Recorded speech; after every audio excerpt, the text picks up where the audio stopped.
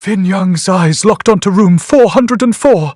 As door as the cat with 3 eyes mimicked his gesture, smelling ozone, its fur rasped like wet sandpaper against the beige hotel stationery as it mirrored his hand, the 3rd eye on its forehead reflecting the weak moonlight bleeding through the window. Finn's pen scraped across the security report.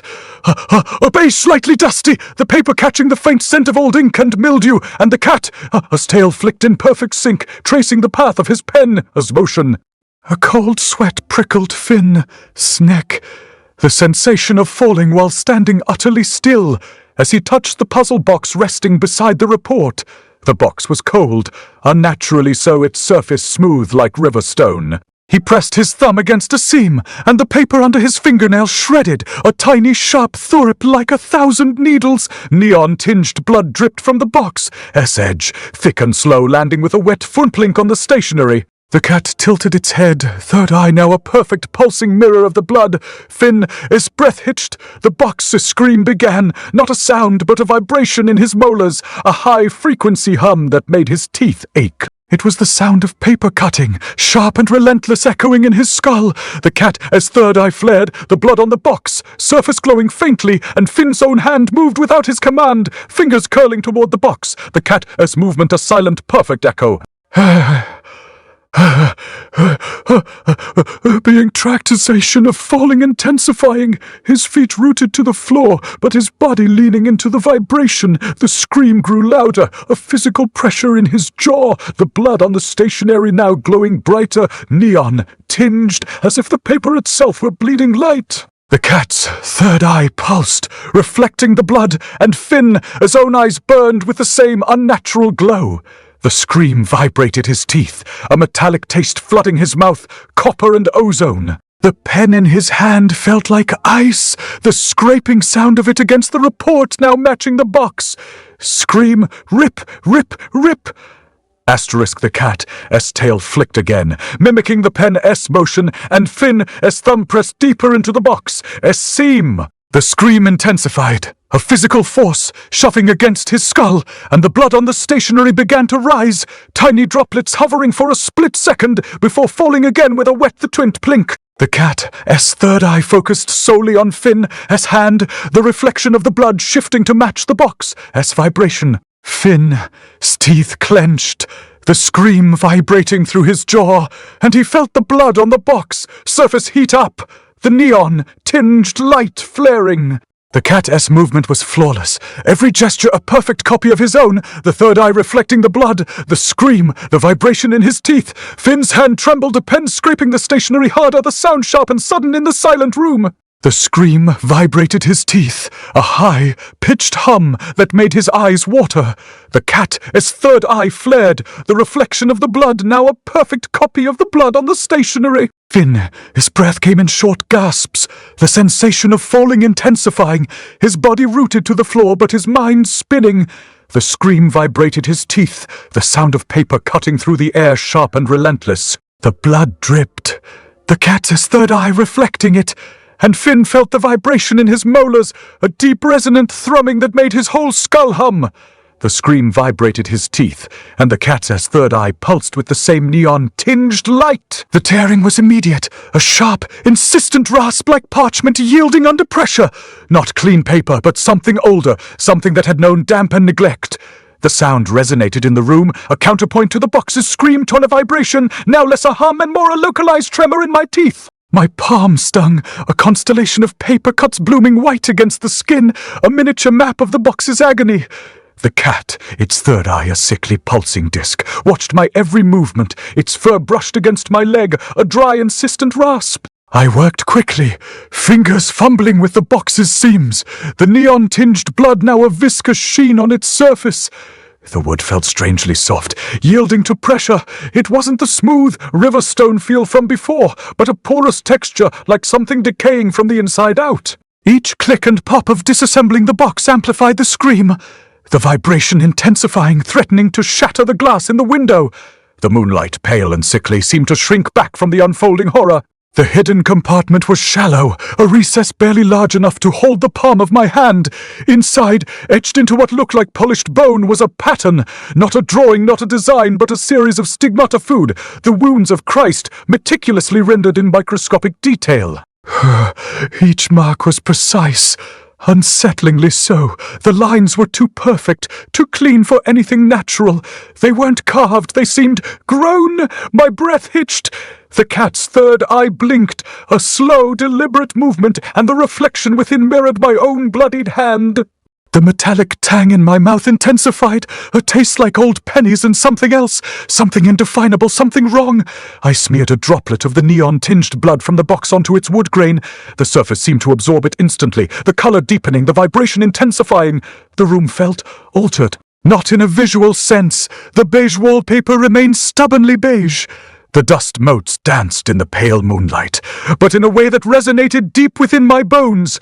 The shuffling of papers, the scratching of my pen 22, the sound seemed to originate not from the desk, but from within my own skull. I wanted to stop, to recoil, but my hand moved with a strange, detached volition. The scream of the box was no longer just in my teeth, but in my bones, in the marrow of my arm. The wood grain began to shift. I watched, paralyzed as the pattern on the box seemed to ripple, to flow. It wasn't a trick of the light. It was a physical transformation. The etched lines deepened.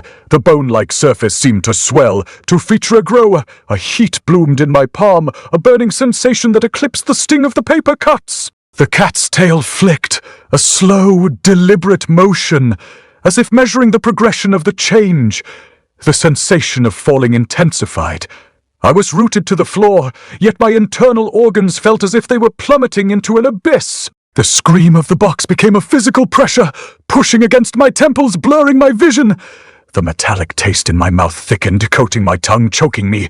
I tried to pull my hand away, but it was stuck, fused to the box as if it had grown there. The wood grain pressed against my skin, conforming to its shape, a slow, agonizing embrace.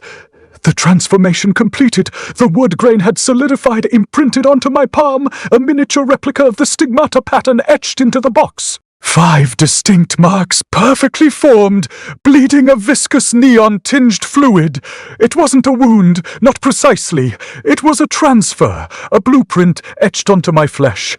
The cat tilted its head, its third eye reflecting the grotesque tableau. It emitted a low, guttural sound, something between a purr and a growl. The sound resonated in my skull, matching the scream of the box. The pen in my hand fell to the floor with a soft thaw. The sensation of falling became unbearable. The box clicked, a brittle protest against the pressure.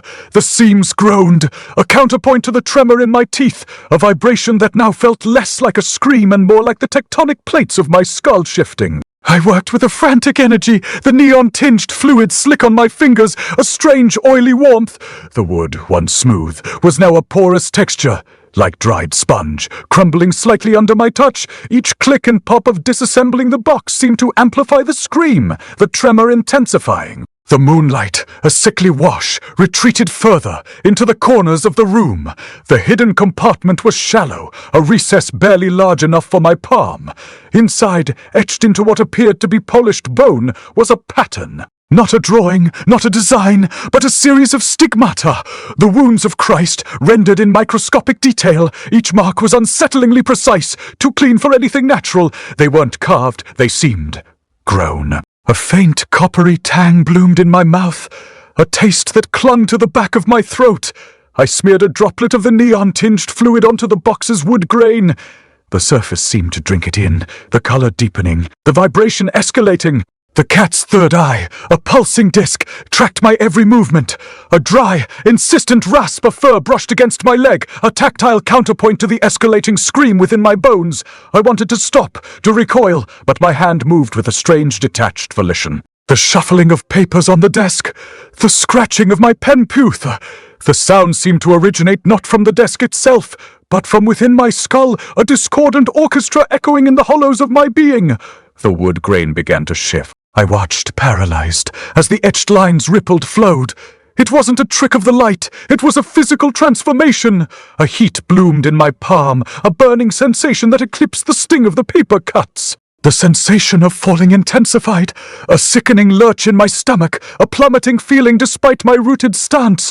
The scream of the box became a physical pressure, pushing against my temples, blurring my vision. The metallic taste in my mouth thickened, coating my tongue, choking me. I tried to pull my hand away, but it was stuck, fused to the box as if it had grown there. The wood grain pressed against my skin, conforming to its shape, a slow, agonizing embrace.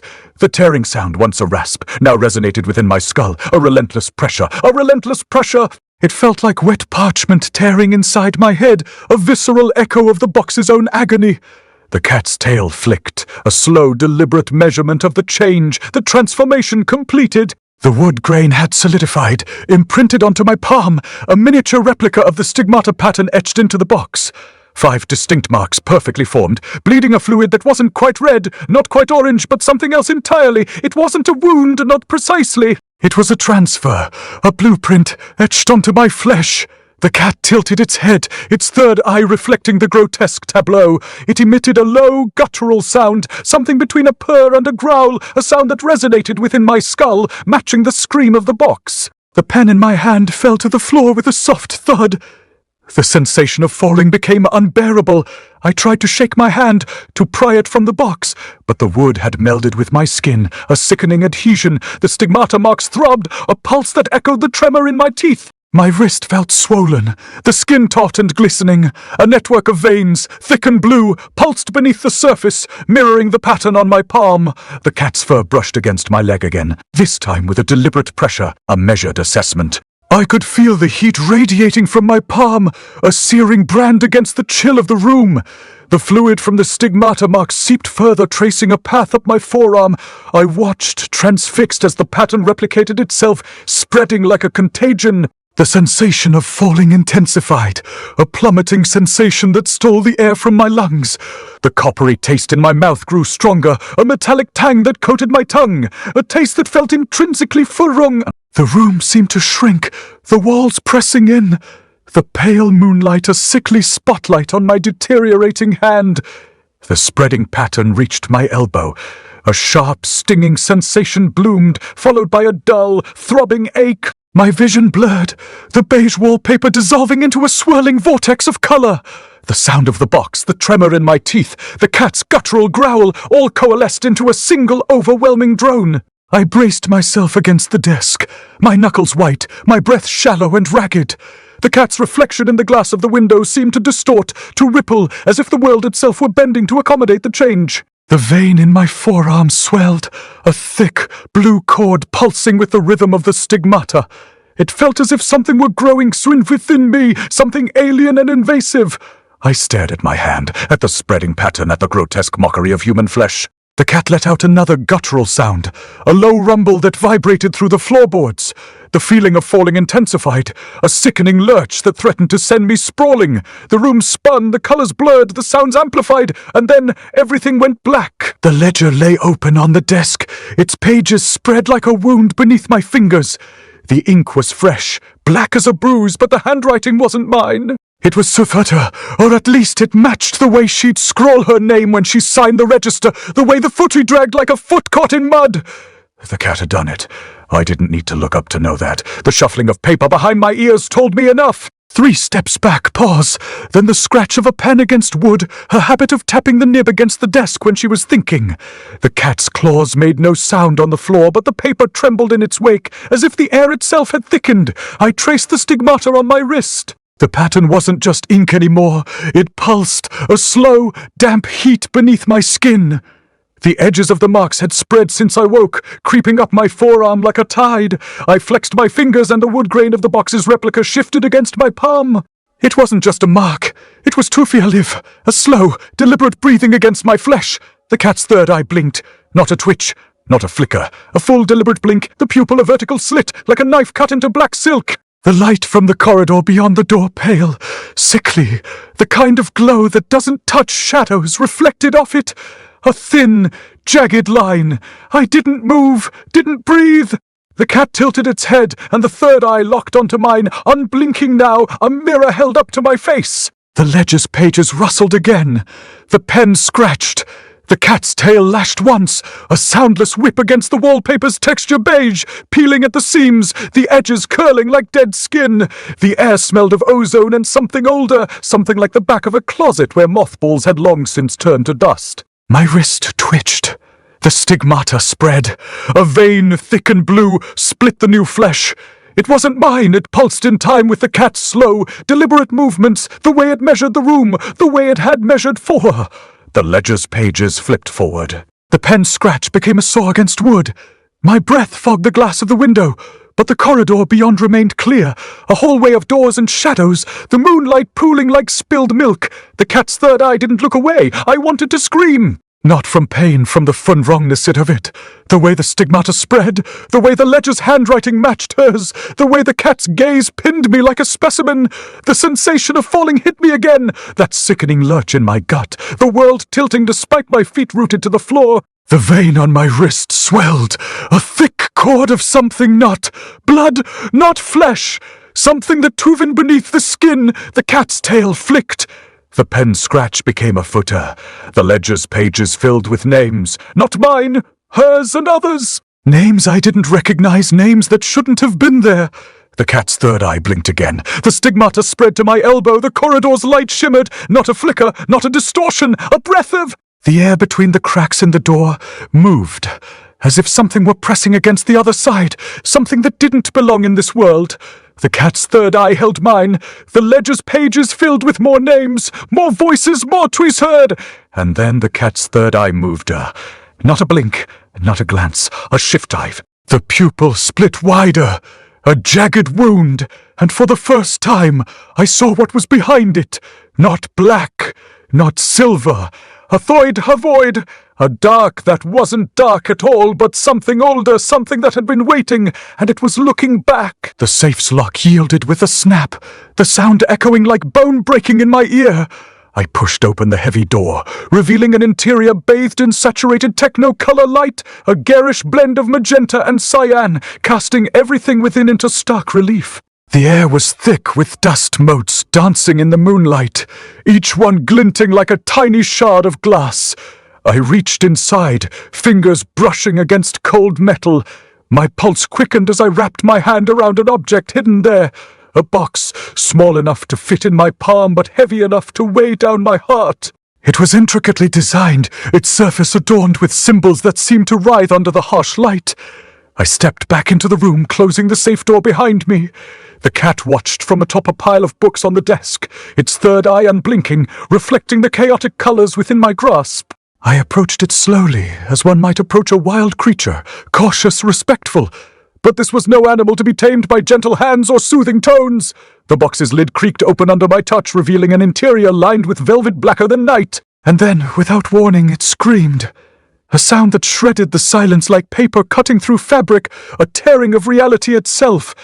The cat flinched, but did not look away from its vigil over me.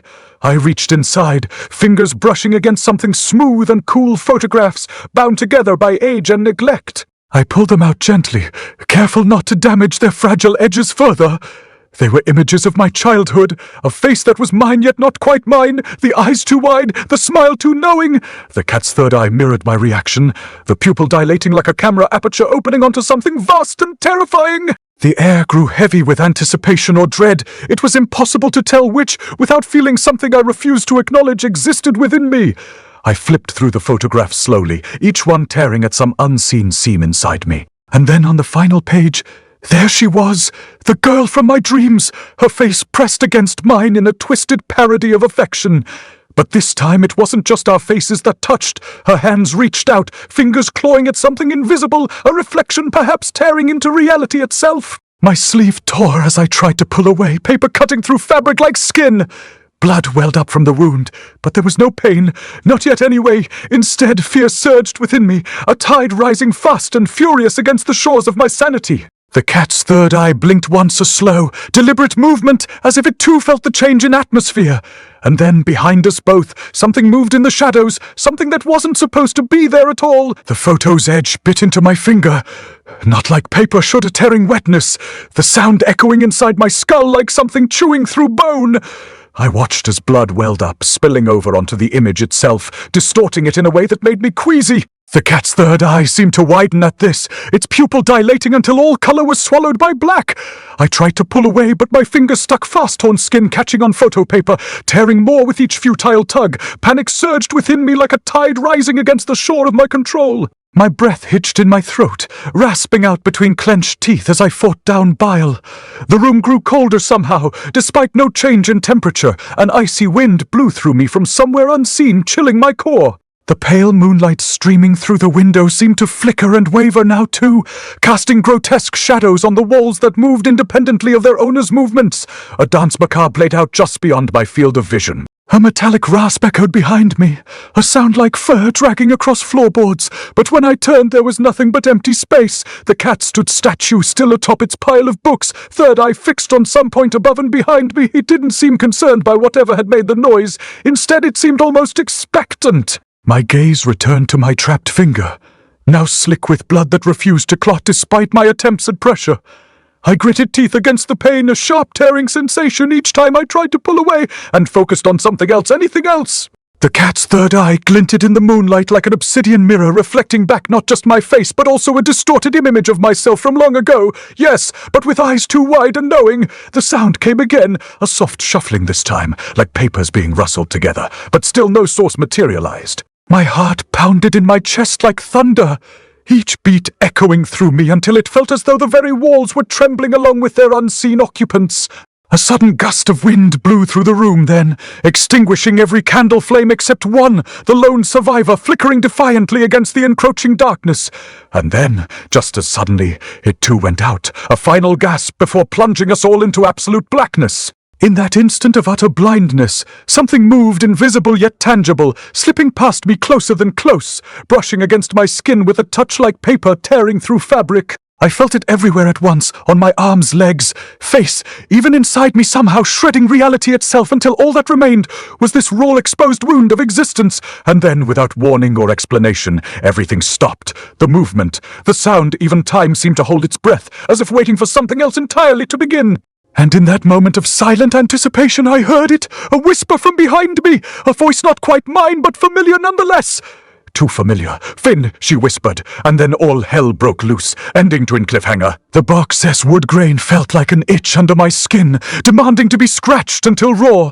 I stared at the screaming mouth etched into its lid, the edges worn smooth by time and touch, then back down at my hand, still clutching the bloody photo of my sister with her third eye staring accusingly up at me. I took a deep breath, trying to ignore the metallic tang of blood clotting in my nostrils.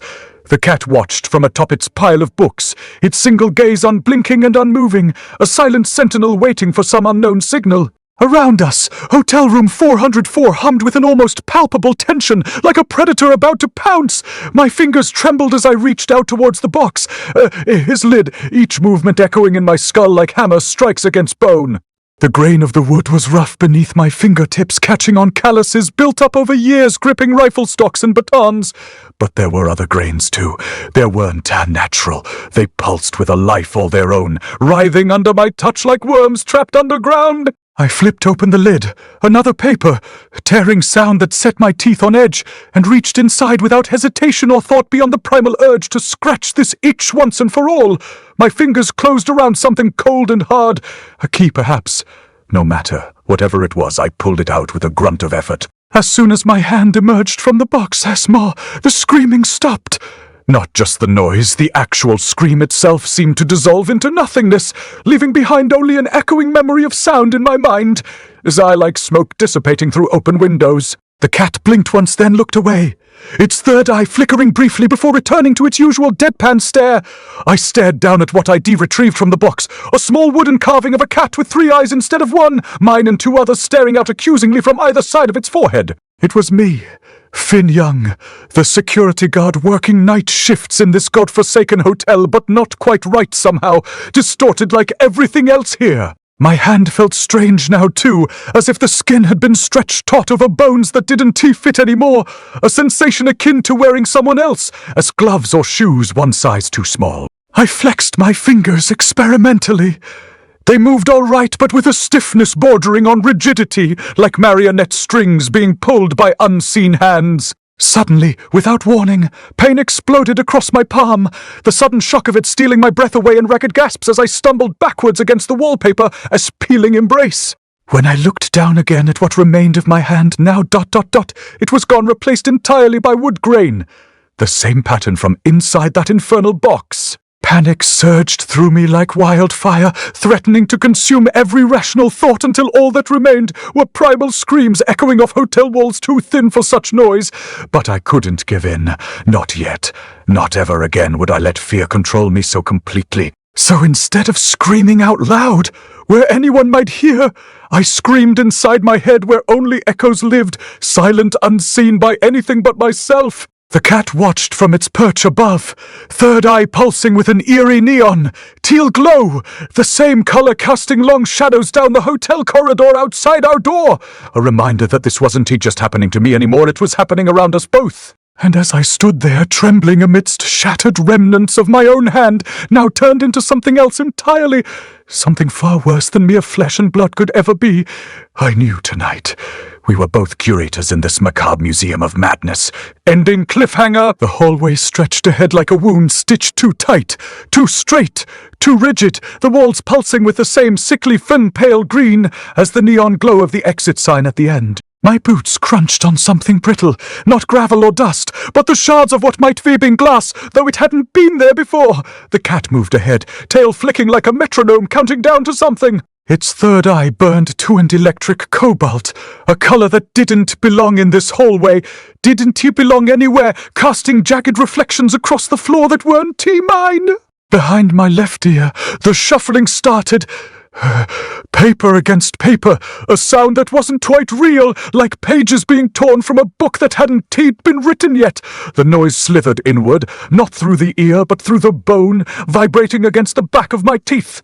I pressed a finger against my temple, the skin there slick with something that wasn't sweat. The cat paused at the threshold of Tondrum 404 ***, its body rigid, the fur along its spine standing on end like quills. The third eye flared, a pulse of thiding cold blue that made the air thicken, that made my breath catch in my throat. The door was shut.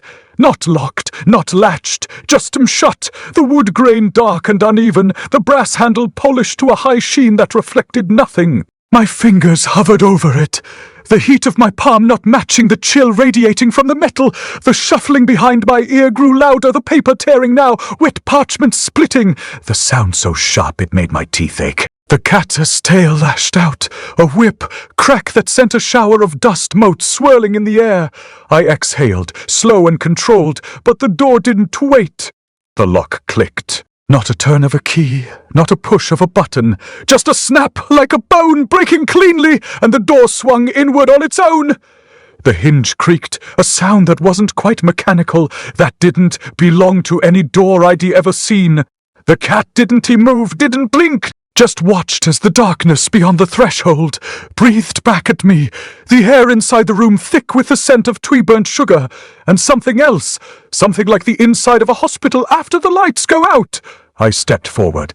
The shuffling stopped, the third eye dimmed, and the door closed itself behind me. The door sealed itself behind me with a finality that wasn't just sound. It was the snap of a rubber band against skin. The kind of closure that doesn't let go. The air inside food room 404 *** wasn't just thick. It was a physical thing pressing against my lungs like wet wool. The scent of time-burnt caramel coiled around my throat, but beneath it, something sharper.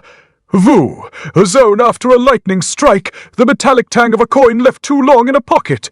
The walls here weren't wallpapered. They were stitched. Thousands of tiny, uneven seams, each one a different shade of sickly violet and fire-rotting paired, the threads frayed at the edges like unraveling suture. The cat was already there, not on the bed, not by the window. It was perched on the vanity, its claws digging into the surface with a sound like soot nails on a chalkboard, but softer, like fingers tracing the spine of an open book. The third eye wasn't just open. It was tiflsing, a slow, deliberate throb of fuffet electric indigo, casting jagged shadows across the mirror that would mine. The reflection in the glass wasn't just reversed, it was von wrong. My left arm was too long, the fingers ending in frayed tendrils instead of skin. The cat's tail lashed out, and the reflection fwitched. In response, the fingers curling inward like something trying to claw its way out. The puzzle box was there, not on the dresser, not on the nightstand. It was sight-floating above the vanity, suspended in the air like a beetle trapped in amber. The surface was fund black lacquer, but the seams weren't T-seams. They were teeth, sharp and glistening. The edges lined with what looked like food-dried blood. Though it wasn't T-red. It wasn't T-blue. It was sivdy, the color of a bruise 2 days old, a thimble so deep it was almost black. The cat, his gaze locked onto it, and the third eye flared again, a pulse of fiddy cold light that made the hairs on the back of my neck stand on end. The moment my fingers brushed the surface, the box and screamed. Not a sound, a feeling, the sensation of tiny teeth tearing paper, of tent bleeding into the page, of something wet and warm pressing against the back of my skull.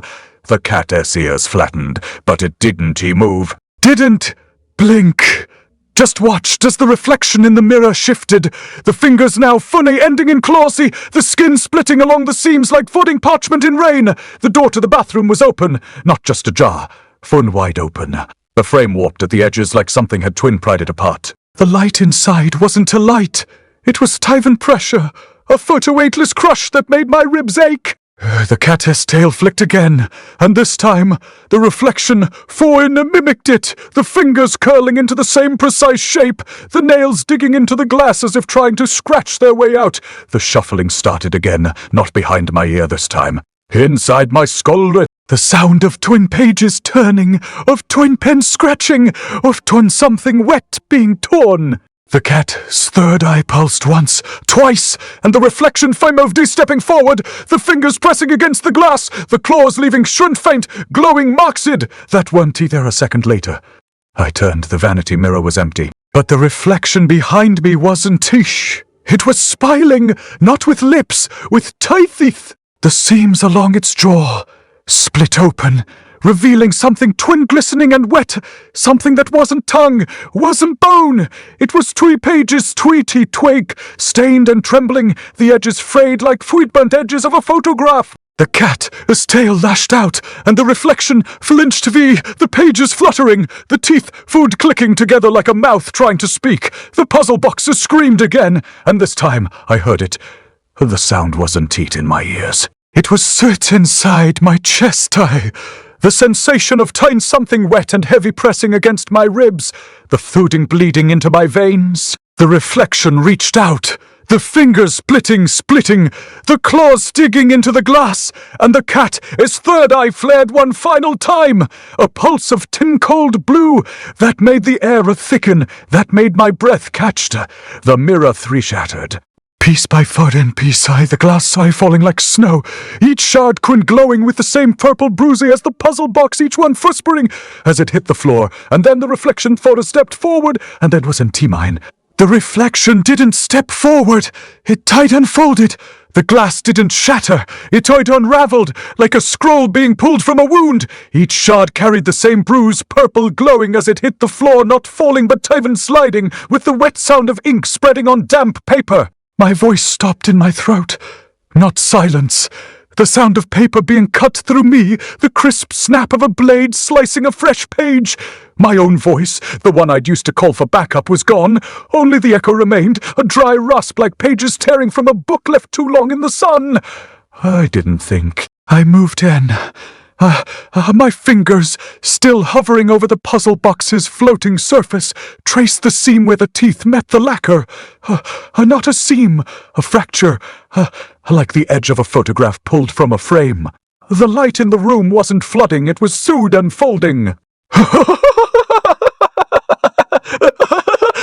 A fresh wound opened on a hot metal surface, the kind that stains your skin with its heat. It washed over the sickly violet walls, turning the stitched seams into wet, bleeding lines. The cat didn't move. Its third eye flared. Not cold blue this time, but the same bruised purple as the shards. A pulse, thump tub against my own ribs where the scream had been. The reflection was no longer a mirror. It was a page-ile. The hands reaching out from the glass fingers, ending in claws, were now stitched into the glass itself, the threads glistening like wet thread pulled from a wound. The reflection's jaw split wider, revealing not teeth but the inside of a book, pages trembling, ink bleeding along the edges like a fresh cut. The sound was soot inside. My skull now, the wet twinge-shink of a pen scratching through paper, the 40 crackle of a page tearing at the spine. My own voice was the paper, the cat's tail lashed. Not a movement, a free signal. Its third eye pulsed again. A thumpy, and the reflection's claws dug deeper into the glass, not breaking it but twice-sealing it. Hit the bruised purple light, flared brighter, filling the room with the scent of wet ink and ozone.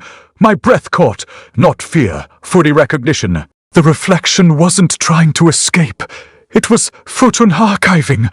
The mirror wasn't a window. It was the photo container. The puzzle box Swind was. The mirror and the reflection was the archive. My fingers found the seam, not a button, a fruit one. I pressed. The light didn't change. It screamed. Not sound.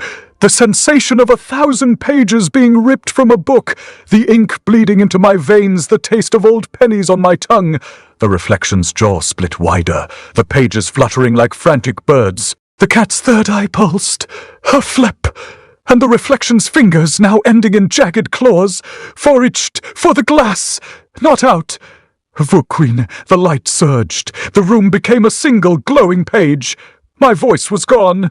Only the sound remained, the dry shink of paper cutting through me, the toy crackle of the archive accepting its new contents. The cat's third eye flared one final time, and the archive flashed, not with light, with the toy memory of light, neon crimson. The cat's third eye pulsated, and the archive flashed.